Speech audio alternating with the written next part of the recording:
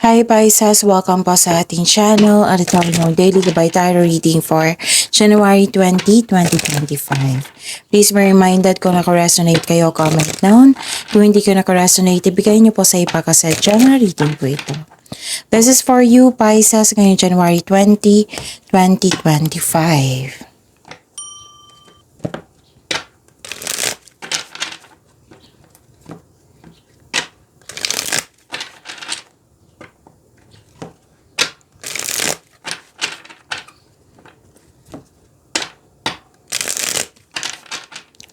Para po ito sa inyo Pisces ngayong January 2025.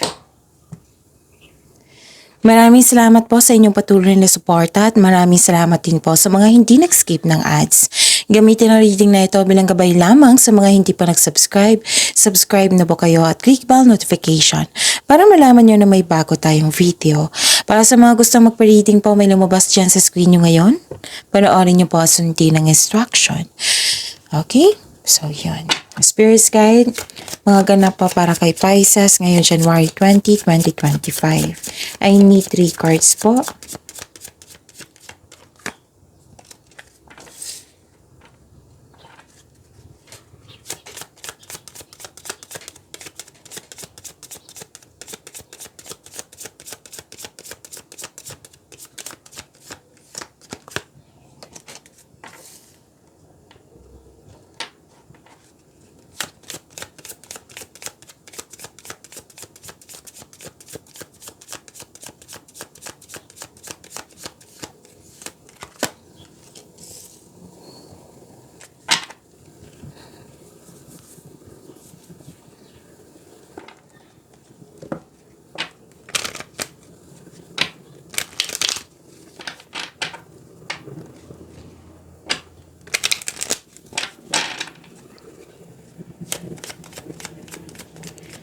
Spirit's Guide, mga mensahe po. Mga mensahe po para kay Pisces. Ngayon, January 20, 2025. I need 2 cards po.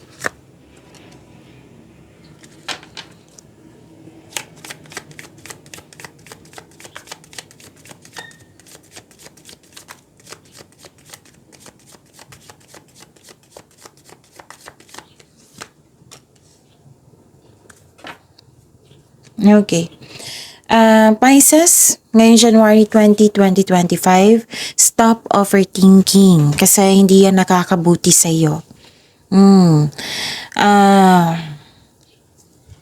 Parang nahihirapan ka dito, nagkaroon ng doubt, may nararamdamang takot. Okay, may obstacle, may misunderstanding sa isang tao. Stop overthinking ha, kasi hindi yan nakabuti sa iyo. How to stop overthinking? Bigyan ng solusyon. Kung hindi kaya, change the channel. Or the best way, kung magkaroon ng time for reflection or mindfulness cues. Yan. Nakakatulong yan sa pag-stop ng overthinking kahit overanalyzing. And nakita ko rin dito na may concern kayo sa immature na tao. Na parang naalala mo siya or concern mo ito ngayon sa immature na tao, or may humihingi ng atensyon sa iyo na isang bata, or ito yung inner child mo. Pero then kakasimula mo lang sa isang trabaho, sa connection sa isang tao, kakapasok lang ng relasyon, pero then na-hired kayo kahit walang experience. Nakita ko rin dito na may ending with new beginning, may separation na ganap. Okay? Pwedeng separation na literal na separation. Pwedeng separation of responsibilities. Pwedeng closure din ito. Okay? Pwedeng closure po. Tapos may nakita ko ditong sobrang, yung hindi madaling kausap or sobrang stricto niya. Tapos nagkaroon ng hardship, which is 2 card na po nagsabi dito, hardship. Pero tinulungan mo yung sarili mo. Tinulungan mo yung sarili mo para ma-let go mo. Nulungan mo yung sarili mo para ma-let go mo at magkaroon ng transformation. So this is ending with new beginning po. Okay? So, yun. A win-win outcome is forecast. And adjustments are required. Spirits guide.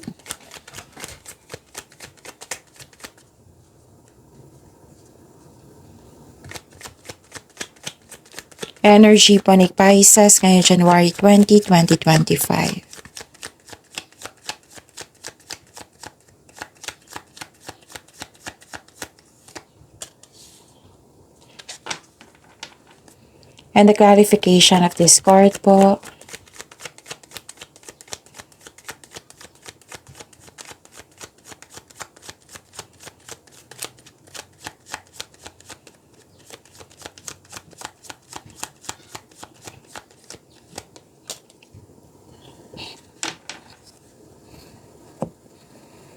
Okay.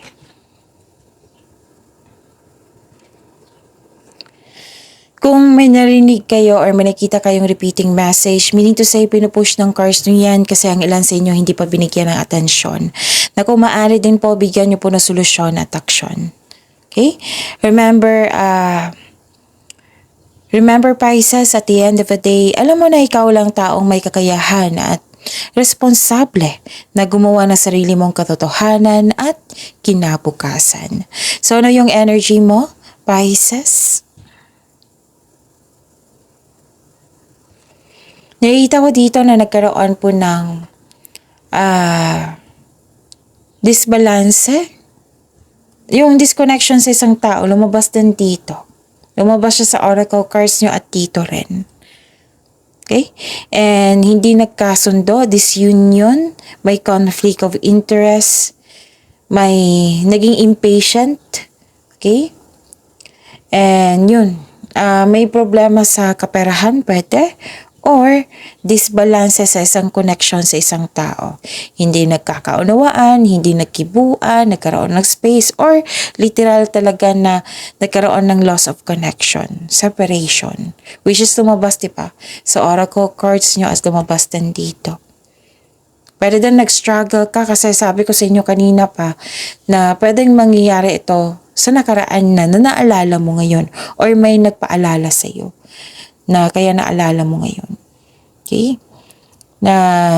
So nag-struggle ka sa changes dahil nag-look back ka sa nakaraan. So, yun, the advice is try to look at what you need now sa present. Focus kayo sa makontrol niya. Let go mo na yung mga nakaraan. And don't worry, Pisces, you are guided to find peace. Okay? At nakita ko rin dito na nagkaroon po ng this is success. Claim nyo to, Pisces. Success, enjoyment. And a time of enjoyment and feeling safe. Naging wais ka sa pag-handle na yung finances, ng inyong trabaho, ng inyong relasyon, ng inyong connection. Nakikita ko dito, hindi ka madamot at the same time. Very generous po kayo. So, masaya ka makatulong sa kapwa mo.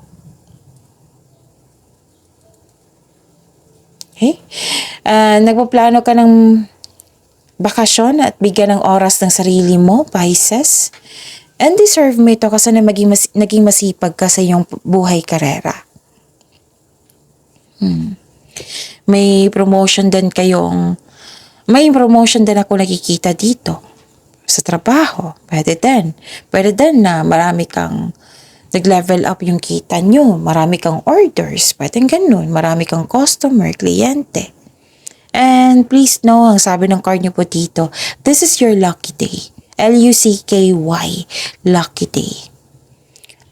Yung nagbo-bloom lahat, yung tinanim mo, nag-harvest kayo. And you've been doing a great job to love yourself. Kitang-kita ko po dito. Okay? So, treat mo yung sarili mo kasi deserve mo ito, Pisces. May nakita nga ako dito, nag-decorate ng bahay, nag-renovate ng bahay, nagbakasyon, yung balak mong bakasyon. So, you are focused now. Focus on what brings you the most peace.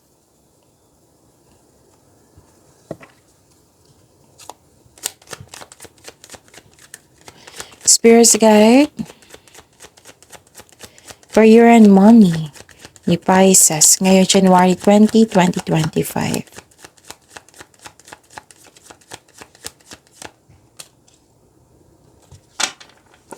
And the clarification of this card po.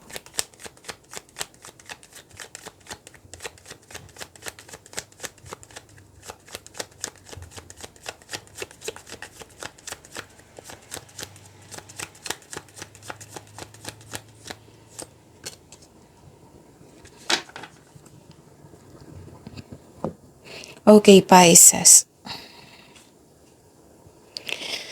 Wow, ang ganda. Ang ganda nito. Kasi nakita ko na this is pagkakaisa. You are making memories. Actually, may ano ka dito. Pwedeng may customer, kliyente na bata ngayon or may tinuturuan kang bata. Very supportive ang family mo or group of people. Nagbibigay sila ng motivation sa iyo na ang siyang dahilan na magkaroon ka ng focus sa pag-achieve ng goal mo. Actually, may plano kayong mag-outing. Pwedeng may reunion kayo ngayon, meeting, outing, company outing. Pwede? So yun, ano pa? Nakikita ko rin dito na nagkaroon po ng possibilities, daydreaming. Marami kayong ideas. Big ideas. This is a blessing, di ba? Yung the ideas is a blessing po. So many big ideas inspired kayo ngayon. Nagpaplano kayo ng dagdag investment para magkaroon ng financial growth. Yung mas lumaki ang pangarap mo kaya nagpaplano ka ng karagdagang investment. And nagpaplano kang mag-level up, pinagigihan mo pa yung trabaho mo para magkaroon ng promotion. Ginalingan mo pa. Actually, nagmuni-muni kayo ngayon. Nag-iisip ng mga plano o pangarap sa buhay. Nag-iisip kayo ng desires mo sa buhay. Pagpaplano din, pagmuni-muni, pagpaplano, yan yung nakikita ko dito. Okay, na-overcome mo yung obstacles, endurance, self-assurance, bumalik yung confidence mo dito, may ganap sa passion mo, resilience andito rin. You have courage and inner power.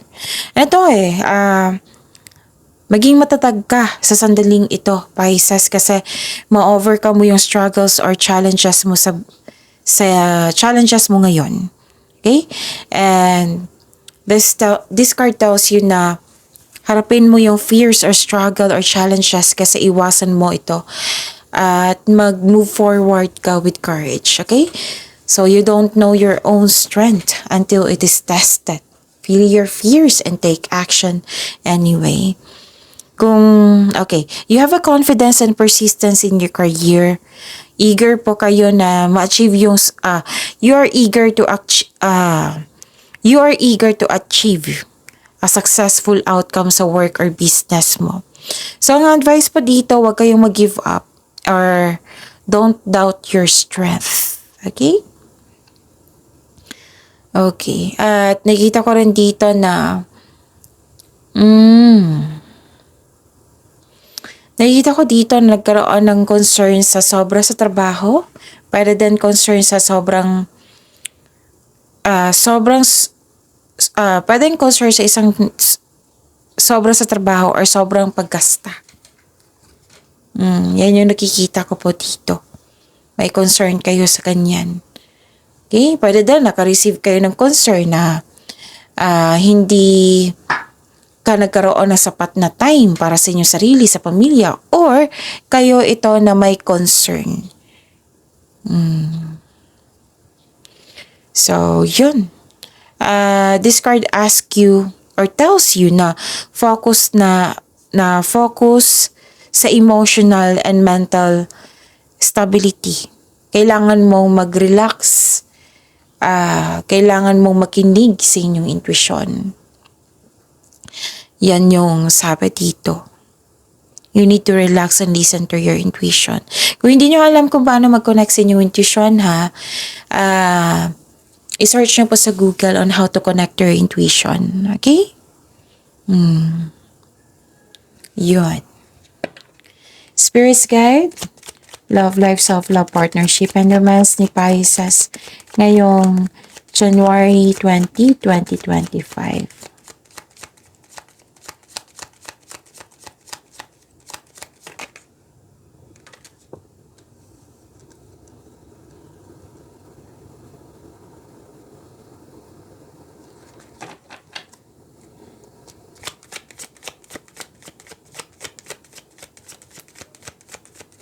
And the clarification of this card po.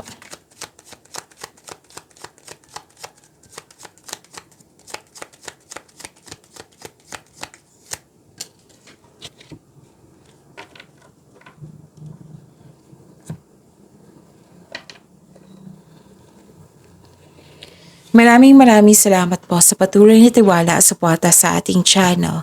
At maraming salamat din po sa mga hindi nag-skip ng ads. Okay, may delay ako nakikita dito. Delay sa plano, delay sa hinintay mo, delay sa paggawa ng desisyon, delay kasi nagkaroon ng hesitation, disappointed ka dito sa isang tao. Pero disappointed ka sa delay or sa isang tao ha. Nagkaroon kasi ng disconnection sa isang tao na it might be na-distract ka. Pwedeng naalala nyo to or mangyayari pa lang. It may be frustrating or disappointing pero kailangan mo itong pagdaanan kasi part ito ng yung learning journey. So, ang kailangan po ngayon, sabi po ng card na be still flexible and patient is what required at this time. Okay? Yun, habaan nyo po yung pasensya nyo. Kung may delay, dapat habaan yung pasensya nyo. Lalo na sa hinihintay nyo. It might be hindi ka makagawa ng desisyon na nag-cause ng delay kasi may disconnection na nangyari or tutol sa inyong desisyon. Nakikita ko rin dito na nagkaroon po ng releasing. Ano to freedom, paglaya. Dalawang card na nasabi dito, nagkaroon ng hesitation, pero maaaring magpahiwatig na ikaw ay nasa proseso ng pagpalaya sa inyong sarili mula sa paghihigpit. Kaya magpatuloy po. Pwede din na ikaw ay nagpapaliban or nag-aalangan na sumabak ng aksyon sa inyong mga plano. Okay? You're fighting for what is right. You're fighting for what is right. Pinaglalaban mo ang tama para magkaroon ng freedom. Kailangan ng mahabang pasensya dito. Mag-ingat kayo ha. Pwedeng naalala nyo to, nangyari na. Pwedeng mangyayari pa lang. Mag-ingat kayo sa taong maluloko. Kasi parang naniwala ka kaagad sa kanya Pwede din na may pagsisisi dito kasi nakita ko, nag-invest ka ng time and effort sa kanya na akala mo totoo siya sa'yo pero hindi pala. Manloloko pala. Naging impatient ka dito. Oo, so habaan niyo po yung pasensya niyo. Nakita ko talaga yung pagbaliban niyo dito. It might be wala kayo sa mood or hindi pa right time or busy kayo. Kaya may pagpaliban. May pagpaliban po, naka-highlight po dito.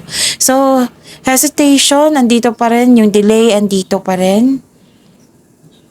You felt disappointed kasi nagkaroon ng delay sa plano, delay sa parating na pera, bagay or sa pag-uusap.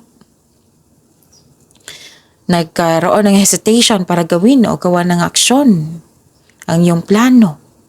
Marahil naghahanap ka ng timing po, Pisces. Or nabigo ka na noon, kaya naging wiser po kayo ngayon. Huwag po doon yung ipagpaliban or hesitation to para kasi nanibago ka. Nanibago ka sa inyong sitwasyon ngayon or ayaw mong lumabas sa comfort zone mo. May ganap na ganyan. Okay? Pag-imanin niyo po yung blessings sa binigay sa inyo. Pisces, see you tomorrow. Please like, subscribe, and click the button for notification para updated po kayo sa daily tarot reading natin. Maraming salamat po.